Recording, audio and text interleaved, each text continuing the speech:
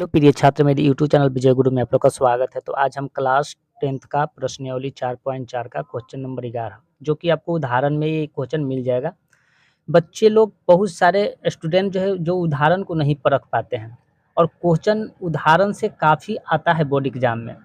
तो आज हम इसी पे चर्चा करेंगे और इसको डिटेल बाय डिटेल समझेंगे। क्वेश्चन क्या कह रहा है कि दो ऐसे क्रमागत विषम धनात्मक पूर्णांक ज्ञात कीजिए जिनको वर्गों का योग हमें 290 दे रखा है। दो ऐसे क्रमागत विषम धनात्मक पूर्णांक हमें ज्ञात करना है जिनको वर्गों का योग हमें 290 दे रखा है और ये कई बार बोर्ड में पूछा भी गया था। ओके, तो बहुत जरूरी बच्चों आपको उदाहरण आप बनाते चले ताकि आप लोगों को कोई दिक्कत ना हो। आपको एनसीईआरटी क्लास 10th में आपको उदाहरण बहुत ही इम्पोर्टेंट मायने रखता है, बहुत ही बेस्ट रहता है बनाने के लिए। आपको उसी से क्वेश्चन लड़ता है। तो चलिए क्वेश्चन को हमने तो पढ़ लिया, अब इसे बनाएंगे कैसे। तो देखिए बच्चों, मान लीजिए कि दो क्रमागत विषम धनात्मक पूर्णांक एक छोटा मान लेंगे और एक बड़ा हम मान लेंगे। तो देखिए छोटा पूर्णांक को हम मान लेंगे क्या, x मान लेंगे। अब यहाँ पर देखिए बच्चों, छोटा एकदम डिटेल बाय डिटेल लेके चलूंगा। छोटा पूर्णांक हम x मान लेते हैं। ओके, तथा दूसरा पूर्णांक को हम मान लेते हैं x प्लस 2 मान लिया, क्योंकि दो ऐसी क्रमागत विषम धनात्मक हमें पूछ रहा है। तो छोटा पूर्णांक को हमने मान लिया धनात्मक में x तथा दूसरा पूर्णांक धनात्मक में हमने x प्लस 2 मान लिया। ओके, क्योंकि यहाँ पर दे रखा है। अब क्या करेंगे बच्चों, प्रश्नानुसार चलेंगे। तो वर्गों में कहा गया है जिनके वर्गों का योग हमें दे रखा है। तो वर्गों में क्या होगा, ये हमारा छोटा पूर्णांक हो गया, ये दूसरा पूर्णांक यानी पहला पूर्णांक, ये दूसरा पूर्णांक होगा। तो इसके वर्ग में कर लेंगे तो x का स्क्वायर, ओके, प्लस दूसरा क्या है x प्लस 2 का स्क्वायर इक्वल टू इसका योग दे रखा है 290 दे रखा है। बहुत ही आसान है। तो x का स्क्वायर x स्क्वायर प्लस इसको a प्लस b पे आप होल स्क्वायर पर तोड़ सकते हैं। तो a प्लस बी के होल स्क्वायर पर तोड़ेंगे तो इसको कैसे बनेगा बच्चों, x का स्क्वायर प्लस क्या होगा, x का स्क्वायर प्लस क्या हो जाएगा यहाँ पर e हो गया, a मान लेंगे b यानी 2 का स्क्वायर अब प्लस 2 गुने a का मान x गुने b का मान 2, कोई दिक्कत नहीं, इक्वल टू क्या हो जाएगा आपको 290 हो जाएगा। ओके, तो x स्क्वायर 2x स्क्वायर अब प्लस 4, कोई दिक्कत, 2 का स्क्वायर 4 अब प्लस क्या होगा 2 दूना का 4 x हो जाएगा इक्वल टू 290, कोई दिक्कत नहीं। अब यहाँ पर बच्चों क्या होगा, अब इसे अच्छे तरह से अरेंज कर लेते हैं। तो 2x स्क्वायर अब प्लस 4x अब प्लस 4 इक्वल टू 290 हो जाएगा। ओके, तो 2x square plus 4x, okay, कोई दिक्कत नहीं, और प्लस 4 प्लस 290 है बराबर के उस साइड, तो इस साइड आएगा तो क्या हो जाएगा प्लस हो जाएगा। तो पक्षांतर करते हैं बराबर के इस साइड तो हो जाता है माइनस, तो यहाँ पर माइनस लिखे और 290 इक्वल टू 0 होगा। ओके, तो 2x स्क्वायर प्लस 4x, अब देखिए प्लस 4 माइनस 290, माइनस की संख्या बेसी है तो माइनस लिखेंगे, 290 में से 4 जाएगा तो कितना होगा 286 हो जाएगा। कितना हो जाएगा 286 इक्वल टू 0 हो जाएगा। ओके, अब हमें इसे द्विघात सूत्र से हम प्रयोग कर सकते हैं।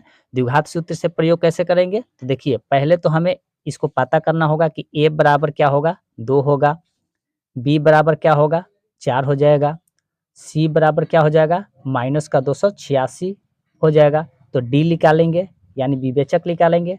तो विवेचक का फॉर्मूला क्या होता है, d बराबर बी स्क्वायर माइनस 4ac होता है।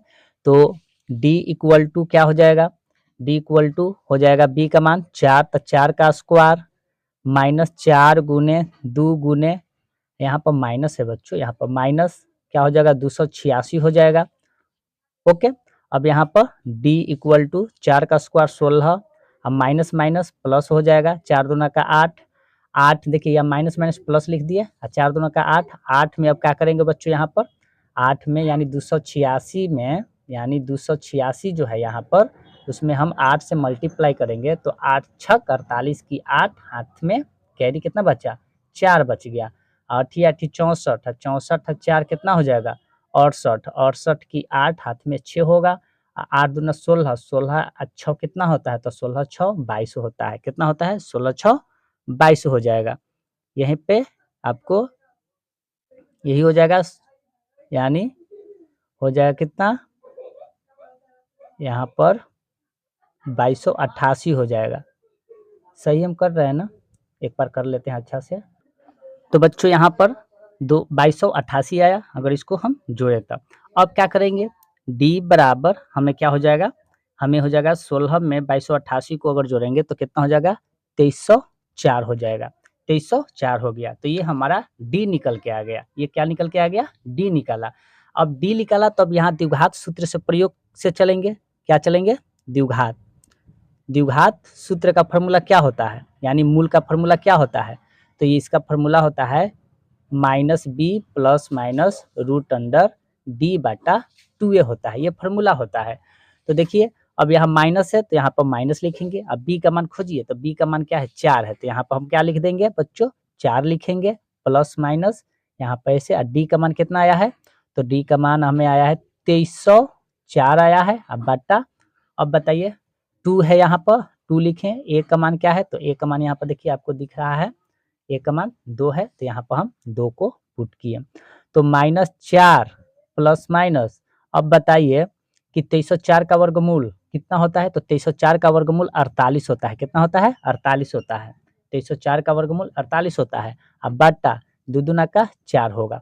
तो एक बार आप क्या कर सकते हैं, देखिए अब यहाँ पर प्लस माइनस है, इसमें बहुत सारे स्टूडेंट कंफ्यूज में हो जाते हैं, तो देखिए एक बार प्लस का चिन्ह ले लेते हैं, एक बार प्लस चिन्ह इस प्रकार लेंगे प्लस चिन्ह, तो क्या है -4 अब प्लस 48 अब बट्टा 2, तो हो जाएगा 48 है, प्लस माइनस है तो 48 में से 4 जाएगा तो कितना होगा 40 अब बट्टा 2, काटे तो आया कितना 20।